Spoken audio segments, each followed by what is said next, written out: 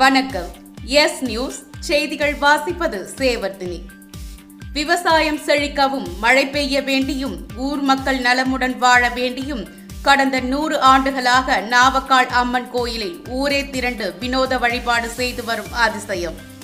சப்பாத்தி கள்ளி முள் படுக்கையில் படுக்கும் பூசாரியின் மார் மீது 25 கிலோ எடையுள்ள உரல் வைத்து உலக்கையில் நெல் குத்தியும் தலையில் தீ மூட்டி சர்க்கரை பொங்கல் வைத்தும் 2 முறைகளில் வினோத வழிபாடு.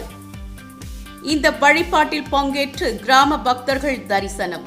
செங்கல்பட்டு மாவட்டம் கல்பாக்கம் அடுத்துள்ள கூவத்தூர்பேட்டை நாவக்கால் கிராமத்தில் ஸ்ரீதேவி கருமாரி அம்மன் கோயில் உள்ளது.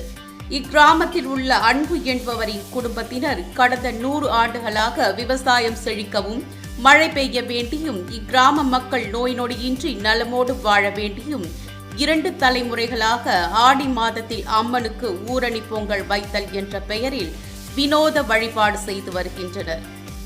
தொன்று தொட்டு 2 தலைமுறையாக 2 வினோத வழிபாட்டிலும் பங்கேற்று வரும் மக்கள் தங்களுக்கு நோய் நொடிகள் தீரும் என்றும் குழந்தை வரம் கிடைக்கும் என்றும் நம்பிக்கை கொள்கின்றனர்.